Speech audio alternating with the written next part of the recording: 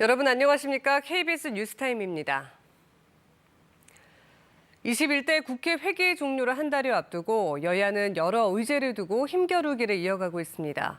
국민의힘은 민주당 이재명 대표가 주장한 전국민 25만 원 지원금을 비판했고 민주당은 이른바 최상병 특검법 국회 통과를 거듭 강조하고 나섰습니다. 보도에 추재훈 기자입니다. 윤석열 대통령과 민주당 이재명 대표의 영수회담을 앞두고 국민의힘은 민주당이 주장하는 전국민 25만 원 지원금을 비판했습니다. 국민의힘 윤재욱 당대표 권한대행 겸 원내대표는 오늘 당 원내대책회의에서 이 돈을 갚을 책임은 청년과 미래세대가 지게 된다고 지적했습니다.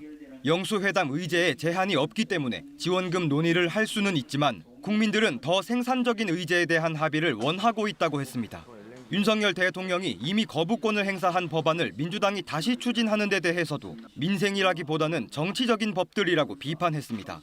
5월 임시국회에 관해서도 민생 법안을 처리하겠다는 것이 아니면 굳이 열어서 21대 국회 마지막까지 국민들께 심려를 끼치는 일은 없어야 한다고 선을 그었습니다. 민주당은 최상병 특검법 등을 5월 임시국회에서 처리하자는 입장을 거듭 강조하고 있습니다. 민주당 홍익표 원내대표는 오늘 당 원내대책회의에서 대통령실 핵심 참모가 수사에 외압을 행사한 증거가 드러나고 있다며 특검을 통해 필요하다면 국회 국정조사를 통해 진실을 밝혀야 한다고 말했습니다. 윤석열 대통령과 여당을 향해서도 최상병 특검법을 지체 없이 받아들이는 게 변화의 시작이라며 특검법의 국회 통과에 협조하지 않는 건 총선 민의를 정면으로 거스르는 거라고 지적했습니다. 홍 원내대표는 또 일본 국회의원들의 야스쿠니 신사 집단 참배와 독도를 자국 영토라고 한 일본 교과서를 거론하면서 윤석열 대통령이 강력한 입장을 표명해달라고 요구했습니다. KBS 뉴스 추재훈입니다. 이화영 전 경기도 평화부지사가 제기한 이른바 검찰 술판회의 의혹을 두고 진실 공방이 이어지고 있습니다. 오늘 대장동 재판에 출석하면서 이재명 민주당 대표는 검찰이 말을 바꾸고 있다고 말했고 검찰은 이 전 부지사의 주장이 터무니없다는 입장입니다. 보도에 최민영 기자입니다. 이화영 전 경기도 평화부지사가 제기한 이른바 검찰 술판 회유 의혹에 대해 100% 사실로 보인다고 말했던 이재명 더불어민주당 대표. 오늘 대장동 재판에 출석하면서 의혹과 관련한 질문이 나오자 말을 아끼다가 검찰이 말을 바꾸고 있다며 다시 한번 검찰을 겨냥했습니다. 이화영 부지사의 입장이 조금씩 바뀌고 있는데 검찰 술판 의혹은 여전히 사실이라고 보실까요? 검찰이 출정 일지나 부도관 증서 확인해서 아니라고 부인했는데 검찰이 말을 바꾸고 있습니다. 이 전 부지사가 지난 4일 열린 쌍방울 대북송금 의혹 재판에서 제기한 술판 회유 의혹과 관련해 어제는 이 전 부지사 측이 검찰이 검사 출신 전관 변호사를 통해 회유하려 했다는 옥중 서신을 공개했습니다. 해당 전관 변호사가 검찰 고위직과 약속된 내용이라며 대북 송금이 이재명을 위해 한 일이라고 진술하면 수사와 재판 중인 사건을 유리하게 해주겠다고 말했던 겁니다. 술판 회유에 대해선 술을 한 모금 입에 대고 더 이상 마시지 않았다고 하며 술을 마셨다던 기존 주장을 뒤집었습니다. 이에 대해 검찰은 해당 변호사 접견은 이 전 부지사와 가족의 요청으로 이뤄졌고 회유는 사실 무근이라며 음주 주장을 하다가 허위임이 밝혀지자 또 다른 허위 사실을 유포하고 있다고 반박했습니다. 진실 공방이 거듭되는 가운데 이원석 검찰총장은 오늘 오후 창원지검을 방문한 자리에서 이 전 부지사의 술판 회유 주장과 관련한 입장을 밝힐 예정입니다. KBS 뉴스 최민영입니다. 해병대 최상병 사망 사건 외압 의혹을 수사 중인 고위공직자범죄수사처가 사건 관련자들에게서 확보한 압수물에 대한 디지털 포렌식 절차를 마쳤습니다. 공수처 관계자는 오늘 정례 브리핑에서 전체적인 포렌식은 지난주 초 끝났고 필요한 부분을 조사 중이라고 밝혔습니다. 이에 따라 피의자 소환 조사에 속도가 붙을 수 있다는 전망이 나오는 가운데 이 관계자는 다만 포렌식과 관련된 조사는 병렬적으로 진행되는 것이라고 말했습니다. 또 정치권의 특검법 논의와 관련해서는 수사 일정에 맞게 진행하는 것이 더 급한 상황이라 특검 상황을 고려할 여유가 없다고 덧붙였습니다. 북한이 어제 단거리 탄도미사일 발사와 관련해 초대형 방사포를 동원한 핵 반경 가상 훈련을 처음으로 진행했다고 주장했습니다. 북한은 이를 통해서 전술핵 공격 능력을 끌어올렸다고 자평했는데요. 우리 군은 북한 무기 정확성에 대한 주장이 과장됐다고 평가했습니다. 고은희 기자가 보도합니다. 일렬로 늘어선 이동식 발사대 넉대에서 포탄이 각각 화염을 내뿜으며 하늘로 치솟습니다. 북한이 어제 초대형 방사포를 동원한 핵반격 가상훈련을 진행했다며 공개한 모습입니다. 북한은 이번 훈련이 최대 핵 위기인 화상경보 발령을 가정해 이루어졌고 핵 방아쇠라 부르는 국가 핵무기 관리 체계 안에서 초대형 방사포를 운용하는 첫 훈련이라고 강조했습니다. 특히 방사포엔 이른바 핵 모의 전투부, 즉 모의 핵탄두를 탑재했다고 주장했습니다. 현지 지도에 나선 김정은 위원장은 초대형 방사포의 정확도가 높아서 마치 저격수 보총 사격을 본 것만 같다고 만족감을 드러냈습니다.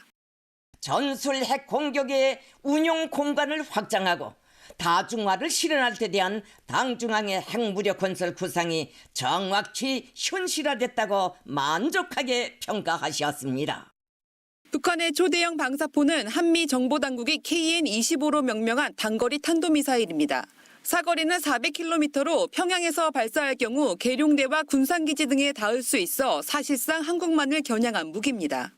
군 당국은 북한이 핵미사일 도발을 지속할수록 미국의 확장 억제 실행력이 제고되고 우리 군의 독자적인 대비 능력과 국제적 안보 협력도 더욱 강화될 것이라고 밝혔습니다. 북한이 핵 사용을 기도한다면 한미 동맹의 즉각적, 압도적, 결정적 대응에 직면하게 될 것이며 북한 정권은 종말을 맞게 될 것입니다. 또 국방부는 북한이 아직 소형 전술핵에 대한 실험을 마무리하지 않았다며 무기의 정확도와 관련해 북한 주장이 과장됐다고 평가했습니다. KBS 뉴스 고은입니다.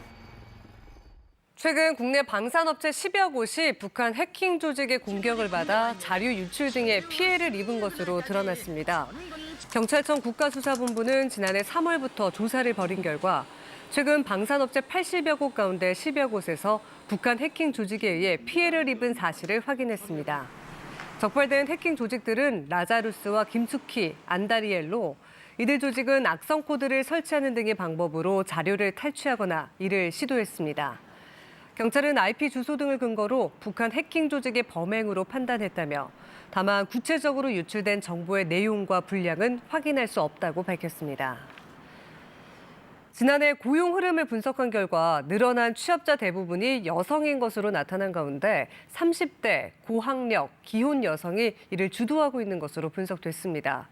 또 근로시간이 주 15시간 미만인 초단시간 근로자는 역대 최대치를 보였습니다. 김지숙 기자가 보도합니다. 최근 새로 취업하는 근로자 대부분은 여성인 걸로 나타났습니다. 한국경영자총협회는 지난해 늘어난 취업자는 모두 32만 7천 명, 이 가운데 여성은 92.7%를 차지했다고 밝혔습니다. 최근 3년 취업자를 봐도 여성이 과반을 차지했는데 이 같은 여성 취업자 증가를 주도한 건 30대, 고학력, 기혼 여성인 걸로 분석됐습니다.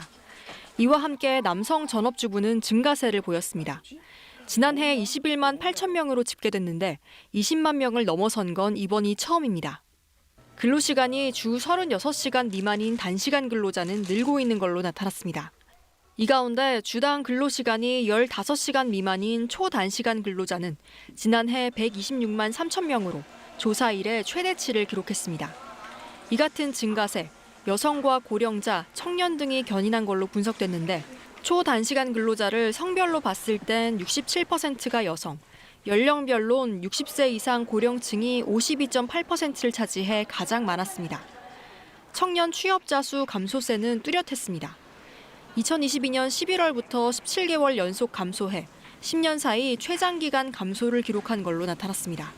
이 가운데 지난해 경제활동을 하지 않고 쉬었다는 청년층 인구는 40만 1,000명, 재작년까지 줄어들다 지난해 다시 11,000명이 늘어나며 증가세로 전환됐습니다. 쉬었다는 청년들이 밝힌 이유로는 원하는 일자리를 찾기 어렵다가 가장 많았습니다. KBS 뉴스 김지숙입니다. 농림수산품과 공산품 가격이 오른 영향으로 지난달 생산자 물가가 넉 달 연속 상승했습니다.